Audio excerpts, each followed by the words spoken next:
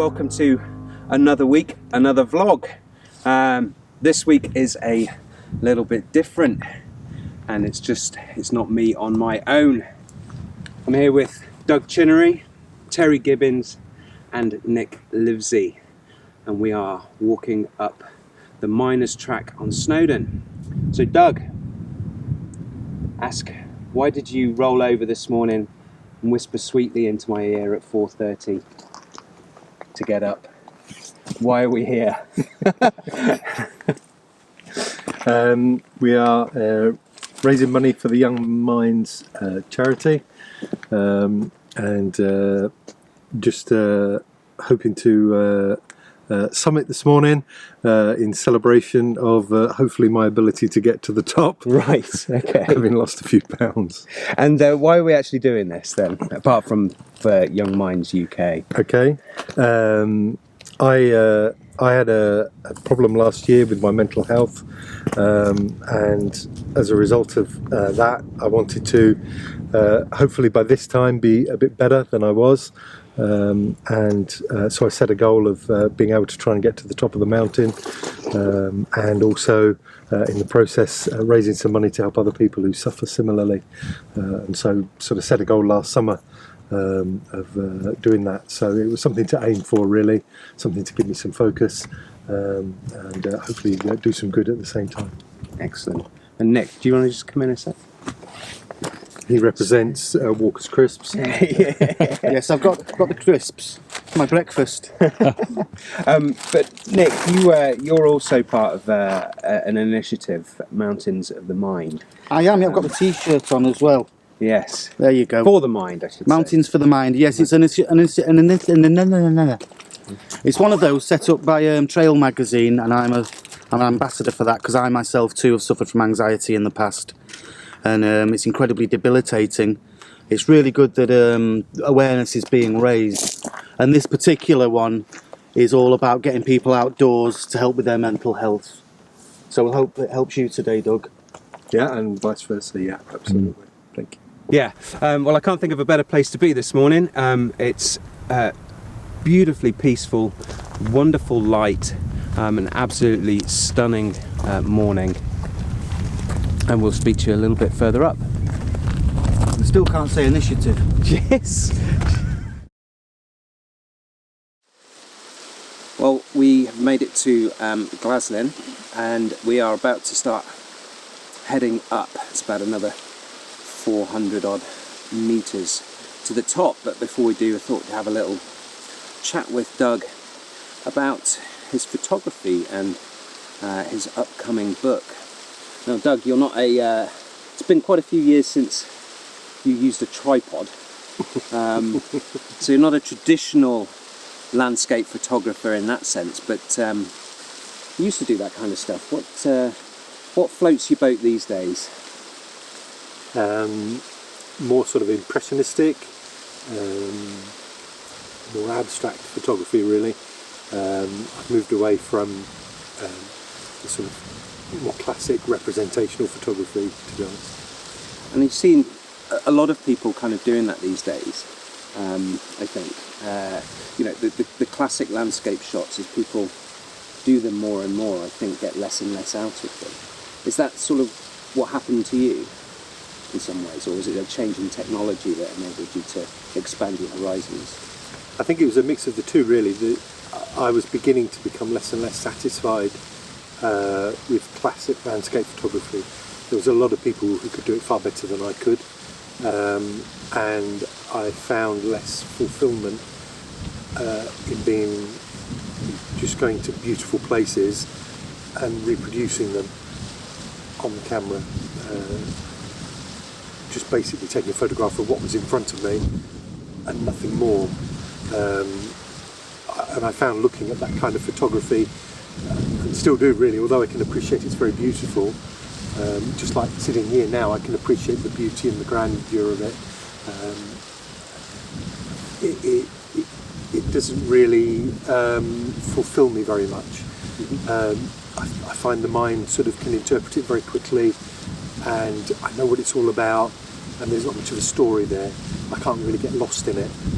Whereas for me, the sort of epiphany was seeing Chris Friel's work. I can still remember seeing it for the first time on Flickr. And I'd got very disillusioned with classic landscape photography. I was almost on the point, I think, really of giving it up because I wasn't getting the satisfaction from it I wanted. And then one day just browsing Flickr, and I came across some of Chris's work, and here was somebody using a camera in a way that I hadn't even contemplated, changing the landscape into something different, and it was more like painting. And it was done in a way that meant I could make up my own story about the landscape. I could see different things and interpret it in a different way. And he was showing me something else about the places that he was photographing. And all of a sudden I felt inspired again. Of course, I spent the next 2 years trying to be Chris Friel, which is entirely pointless. But gradually, with the advent of different features in cameras, like multiple exposures, I've then been able to try and reinterpret the landscape, and other things as well, not just the landscape now, but other things as well, and sort of try and show the world in a slightly different, more abstract, less representational way. Right. And you came to that at about the same time that Valda Bailey also began to experiment with these things, and she's gone on to do great things, and you teamed up together on many occasions and lead workshops and all sorts of things together. Do you explore that particular medium of photography together? Do you bounce ideas off each other, or is it two very separate people doing two very separate things? We've got a similar mindset and approach in the way we feel about art and photography, but we both kind of we try not, and particularly I try not to ask Valda how she does what she does, although obviously I hear her teaching, and so I understand to an extent what she does and how she does it, and likewise she listens to me teaching.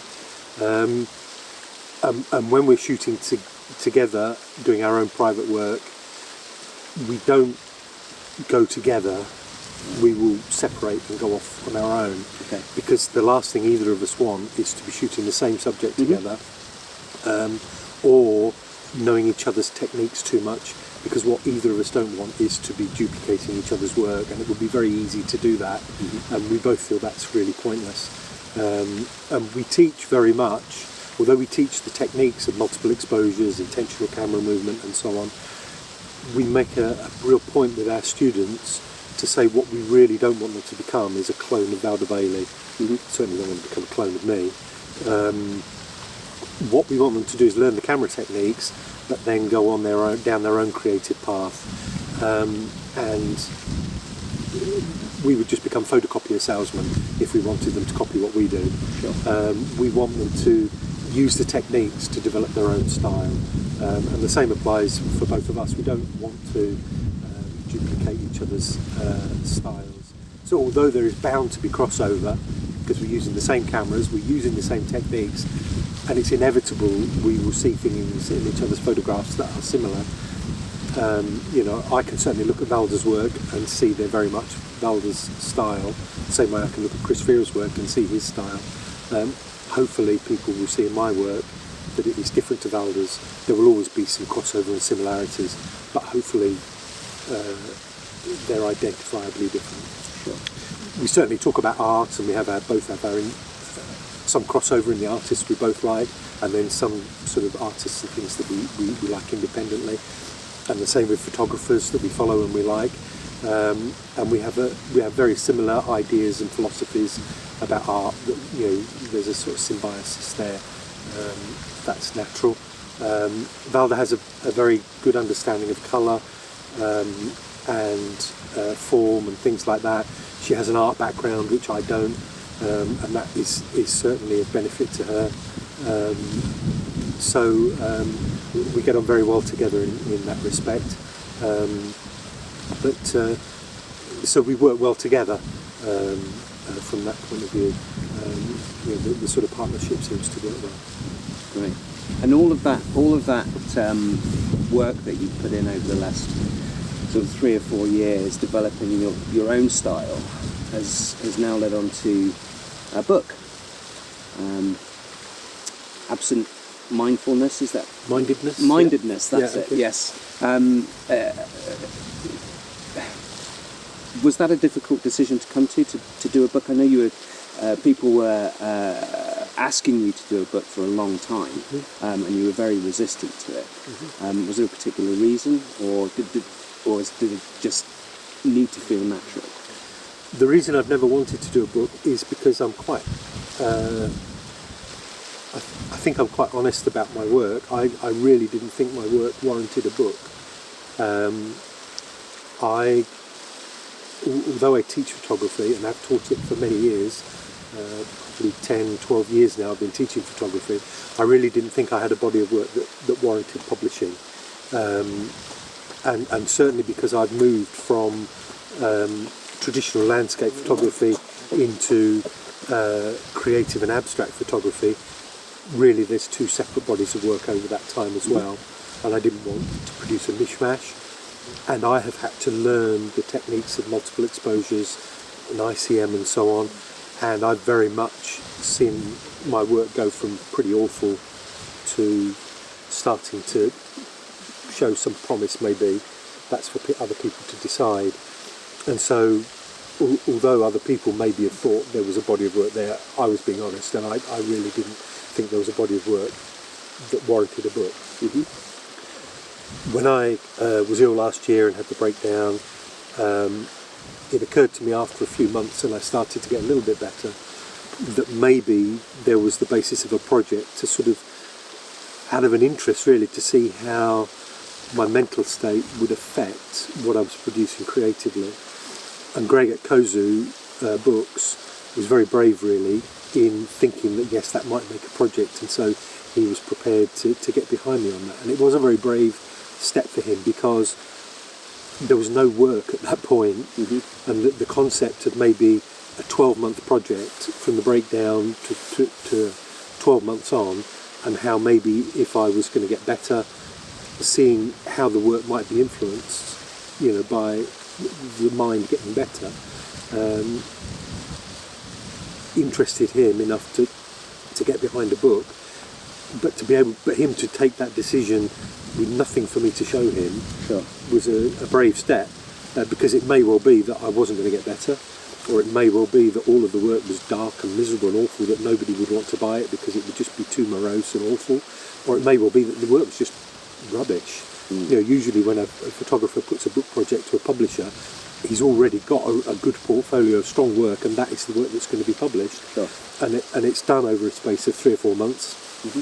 And the publisher knows what he's getting. Greg had nothing to look at the start of it, really. Just a few images maybe, but nothing really. So it was a leap of faith really from him, and and a bit of a risk for me as well. But I just felt that it would be interesting to do it, and like this walk today, I wanted to give 100% of the profits to the Young Minds charity. It would give me something to aim for, something positive maybe to focus on, to try and lift me out of the mental state that I was in. So that was the idea behind it. And I didn't know if I'd ever do another book again. In all likelihood, I probably won't. It's not something I'm particularly motivated to do. So, if I was going to do it, I would try and put heart and soul into it, and see what happens. And so this week, I go down to Greg's factory now at Wells Printing, and we actually put the book on press. So it'll be going out to the people that have bought it in a couple of weeks' time. It's really exciting time. It's really nice to see your own work coming up on a press. It's, don't you? yeah, well, yes, it was quite a while ago now, but Yeah, I think you'll enjoy that day. It's very fulfilling. Anyway, so Doug's book is still available to order. There are still some copies available, although he has already sold, I think, the bulk of the run. So if you're interested, I'll put a little link just here, and you can check out Doug's book. And as he says, 100% of the profits go to the Young Minds charity. We'll have a little chat with Doug when we get to the top, but I'm going to save him any more interviews on the way up, because it's a bit of a lung buster, this bit. So we're just going to crack on and do it. We're getting cold now anyway, so it's time to warm up a bit. Speak to you soon.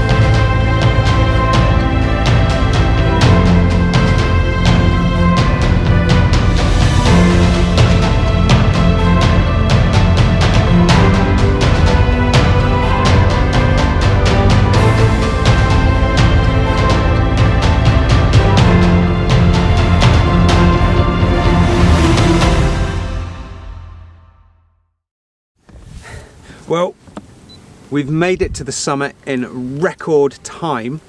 The longest record. The longest record, but we've made it. So well done, Doug. No small achievement, to be honest. And he made it actually look pretty easy. I was a sweaty mess, and Doug was ready for a night out pretty much when he got to the top. So now, your recent experiences on workshops and things, and immediately sort of prior to this, or in the run up to this particular walk, you were feeling pretty anxious about it. How do you feel now you've made it to the top? It's funny, really. I feel I'm pleased it's done. Not a huge sort of wave of euphoria or anything. But speaking honestly, that's probably part of the medication. It tends to even things out. Yeah, you don't tend to feel huge ups or downs. That's what it's designed to do. So there wasn't sort of a massive feeling of emotion. More just pleased that the pain had stopped. The pain had stopped, yeah. I know we've got pain going down now, but just pleased it's done. Delighted that with the amount of money that's been raised for the charity, and hopefully raise a bit of awareness as well for sort of mental health issues. But maybe it'll sink in. I don't know.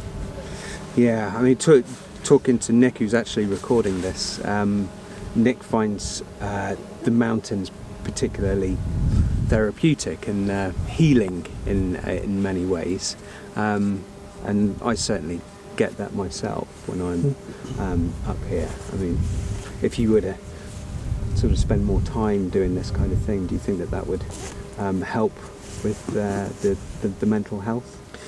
Without a shadow of a doubt, yeah. What I would say is that I didn't think I'd see the top of a mountain again. I've lost a lot of weight in the last couple of years, and I thought my days of sort of getting up and seeing these kind of views was gone. I used to spend a lot of time in the mountains when I was younger and loved it. It is very therapeutic, and so to be up here again, that is a very moving experience, really. Perhaps more than anything else, to be honest. To see these views all around is quite something, and it ties in as well with creating images, photography with art. Over the last year, that has been a very therapeutic thing as well. So the combination of spending time in the outdoors and doing creative things, I think, is a very beneficial thing for people with mental health issues. It's certainly helped me a great deal. There have been times where I haven't been able to do creative things just because of how I've been feeling, but when I have been able to get out and use my camera and make art, it really has helped me, because you tend to sort of switch off to the way you're feeling or the way you're thinking, and you immerse yourself in something which is productive, and a different type, sort of area of your brain seems to take over, and yeah, I found it very very helpful, and that ties in with something in the book, really, that I was expecting the images to be dark and morose, and for the book to be quite gloomy, and this, especially in the early parts of the book, and then maybe for the images to get brighter and more cheerful as time went on, as maybe I got better. But in actual fact, that hasn't proved to be the case. There are darker images in the book, but I don't think that was because I was feeling that way. It was maybe more because that was the subject matter was lent itself to that. Right. The images are more a reflection of what I was photographing rather than how I was feeling. There's poetry in the book, and maybe the poetry reflects more how I was feeling rather than the images. The creation of art and being out in the wilderness is far more beneficial. It helps you to switch off a lot more to what's going on in your head. So for anybody who is experiencing mental health issues, if they have got the physical wherewithal to get out of the house, and it's not always possible, I know that. Anybody who's experienced it will know there are days where you can't get out of bed, let alone get out of the house. But if you just can get to the park, get out into the back garden, or get out into the countryside, I really do think that some physical activity, some walking, some swimming, any kind of activity switches your mind into a different mode. Just feeling the air on your face and just being out amongst plants and animals and things like that. Hearing some lovely Strauss will really, hello, love. All right. Will really lift your spirits. Well, and there's one for the blooper roll. There we go. Well, it might stay in, actually. We're being buzzed by drones and mobile phones and everything. So I think on that note, we will leave it. Well done once again, Doug. If you'd like to donate to Doug's challenge, there is a link here, and I will put it in the description at the bottom of the video. And in the meantime, thank you very much. And here are some images from Doug's upcoming book. Well, in fact, I think the book might even be out by the time this vlog comes out. But I hope you enjoy. Thank you very much. Thanks, Doug. Appreciate Cheers. that. Yeah.